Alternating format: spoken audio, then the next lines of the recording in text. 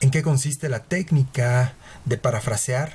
¿En qué consiste la técnica de diagramar para el análisis de los argumentos?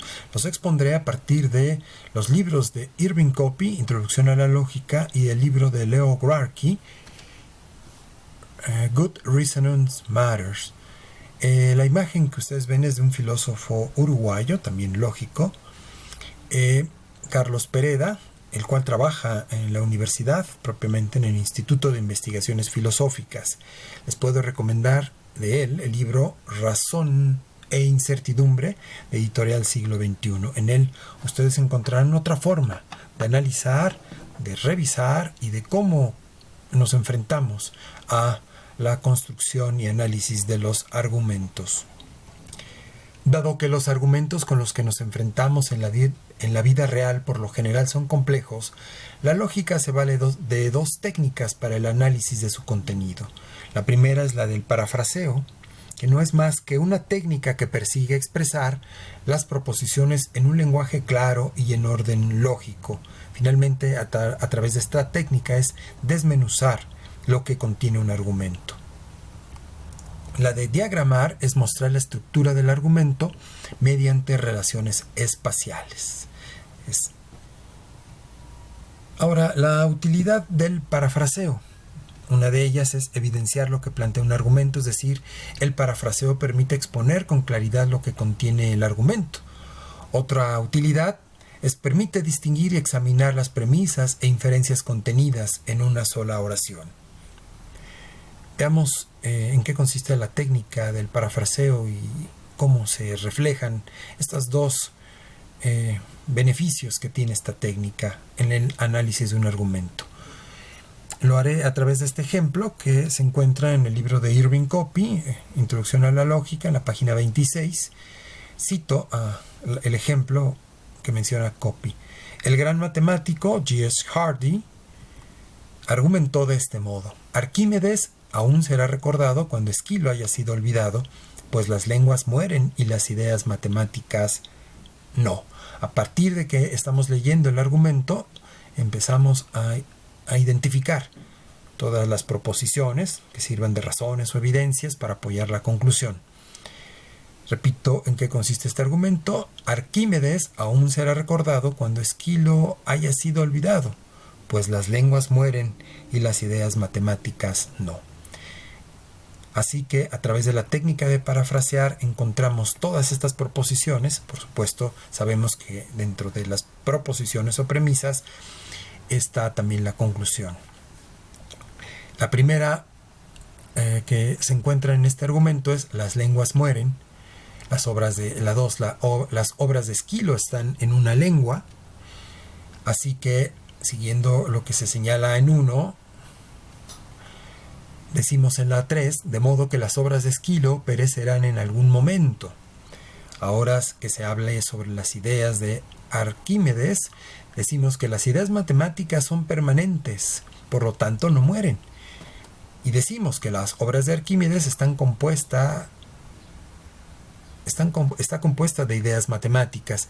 Como dijimos que las ideas matemáticas son permanentes, no mueren, decimos que la obra de Arquímedes no morirá.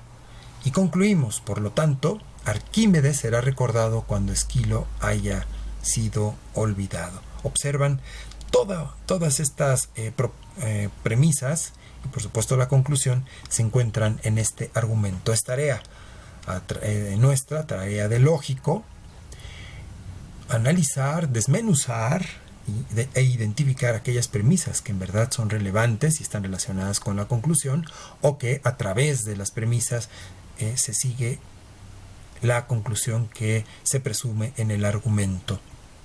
Observen que el parafraseo que se realiza en el ejemplo se deriva de la comprensión del argumento. Por supuesto, tenemos que ver el contenido del argumento, de qué se está tratando cada una de las proposiciones que contiene. La técnica de diagramar, que es la otra técnica que estamos hablando, fue desarrollada por los lógicos Michael Scriven, Stephen M. Thomas y Monroe C. Beardsley. Es importante a veces tener un poco de antecedentes sobre cómo es que surgen, se desprenden estas técnicas o herramientas lógicas, etc. La técnica de diagramar consiste en el siguiente proceso. Muestra la estructura del argumento mediante relaciones espaciales, y ustedes lo pueden ver a través de este diagrama. En un círculo se enumeran las proposiciones en el orden en el que aparecen. A través del uso de flechas se relacionan las proposiciones numeradas conforme su aparición. Finalmente, las flechas van mostrando, indicando, señalando la secuencia que se van dando la aparición de las premisas y hacia dónde se conducen, es decir, para apoyar o hacia llegar a la conclusión. Aquí un ejemplo que tomo del libro de Juan Villoro, Los 11 de la tribu. Se señala sobre este libro, una reseña sobre este libro. Los 11 de la tribu es una celebración del juego, del fútbol a los juegos de pelota prehispánicos y un relato íntimo de la cultura de masas. En una rigurosa mezcla de periodismo y literatura se lleva a cabo la celebración. Un libro ruidoso, apasionado, donde los datos y la mira oblicua del testigo aspiran a demostrar que la realidad ocurre para ser narrada. A través de la técnica de diagramar vamos a identificar las premisas que contiene este argumento. Por supuesto, la conclusión. Lo volvemos a releer, entonces vamos señalando a través de círculos y numerándolos las premisas conforme aparecen.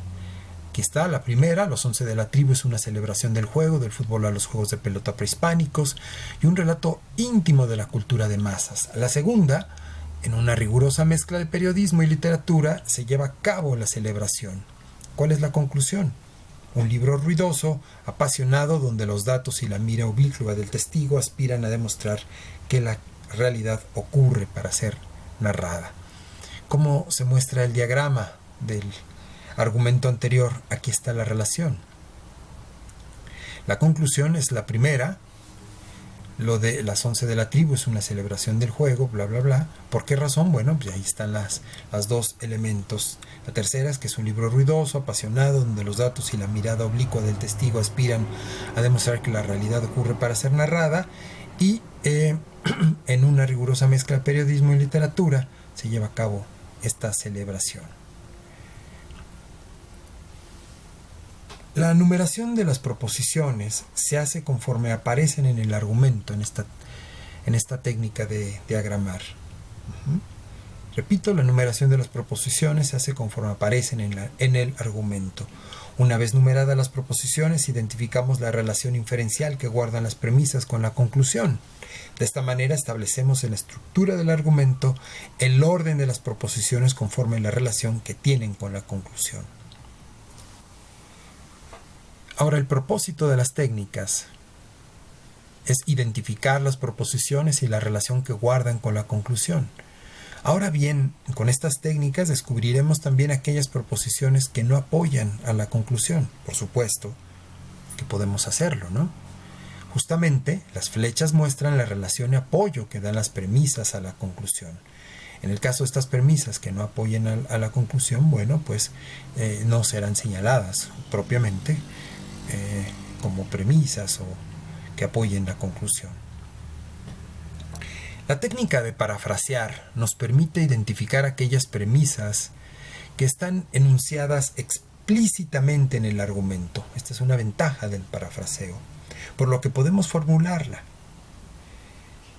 En la técnica de diagramar, a diferencia, se tendría que añadir aquella premisa no enunciada, pero habría dificultades respecto a cómo mostrar ese enunciado. Las premisas no enunciadas se refieren a aquellas que de manera implícita ya están dadas en el argumento. Eso es la situación que se tendría que añadir aquella premisa, es decir, añadir en un círculo esa premisa, pero tendría que explicarse, justificarse. Ejemplo de premisa no enunciada para que se vea cómo es.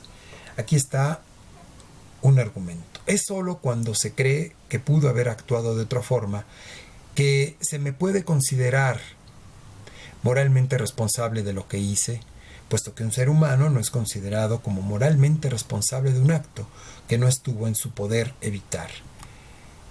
a través de la técnica del diagramar, bueno, pues podemos señalarlos, ¿no? También aquí podemos irlos enunciando. Aquí está estas dos. Continuando con la técnica de parafrasear, aquí lo tomamos, decimos, un ser humano no es considerado como moralmente responsable de un acto que no estuvo en su poder evitar. Esto está aquí, ¿no? Esto está en la premisa 3. En la premisa 2 decimos, solo cuando pude haber actuado de otra manera estaba en mi poder haber podido evitar ese acto. Esa no está aquí, esa premisa. Se está infiriendo. Por lo tanto, solo cuando se cree que pude haber actuado de otra forma, se me puede hacer responsable de lo que hice. Aquí está la importancia y diferencia de la técnica de parafrasear. ¿Lo ven? En la técnica de diagramar, así queda.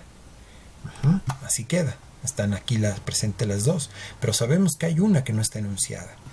Y a través de la técnica del parafraseo, podemos añadirla y señalar que es una premisa no enunciada.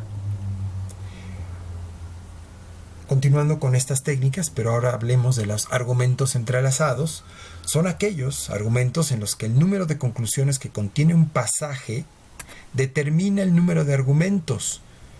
Ustedes ven aquí en esta imagen, aquí está una relación donde identificamos dos conclusiones y cómo es que cada una de las premisas apoyan a cada una de las conclusiones. Puede darse el caso que una premisa apoye en dos conclusiones. Es cosa de que ustedes vayan analizando el argumento y lo vayan desmenuzando a través de la técnica de diagramar o a través de la técnica del parafrasear, conforme ustedes vayan considerando que es mucho más útil para comprender el argumento, o que ustedes se encuentren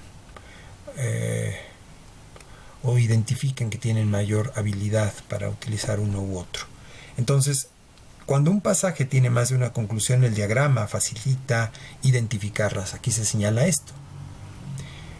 Explica Copy respecto a los argumentos entrelazados. Si un pasaje contiene dos o más argumentos y un número de proposiciones cuyas relaciones no son obvias, un diagrama puede resultar particularmente útil para explicar los argumentos. Un ejemplo de argumento entrelazado lo tomo también de Copy y se lee en la carta del filósofo abogado alemán Karl Marx. Este filósofo y abogado alemán, Karl Marx, que envía a Friedrich Engels en 1870. Lean con mucho cuidado este argumento. Dice: apresurar la revolución social en Inglaterra es el objetivo más importante de la Asociación Internacional de Obreros. El único recurso para apresurarla es independizar a Irlanda. De este modo, la tarea de la Internacional, es decir, de la agrupación de los obreros, o Asociación Internacional de Obreros, la tarea de la Internacional en todos lados es poner en primer plano el conflicto entre Inglaterra e Irlanda y en todos lados apoyar abiertamente a Irlanda. Repito de nuevo el pasaje. Apresurar la revolución social en Inglaterra es el objetivo más importante de la Asociación Internacional de Obreros, la Internacional. El único recurso para hacerlo es independizar a Irlanda. De este modo, la tarea de la Internacional en todos lados es poner en primer plano el conflicto entre Inglaterra e Irlanda y en todos lados apoyar abiertamente a Irlanda. Bien, a través de la técnica de diagramar identificamos las premisas conforme van apareciendo. También se requiere un análisis para identificar cuáles son las conclusiones, cuáles son las premisas, y encontramos que hay dos conclusiones, la 3 y la 4. Es decir, por un lado se pretende apoyar la independencia de la independencia de Irlanda, y por otro propiciar ya la revolución social en Inglaterra. Y propiciar la revolución social en Inglaterra se puede dar si se apoya la independencia de Irlanda. En el siguiente video seguiré analizando la técnica de diagramar y en qué consisten los entimemas.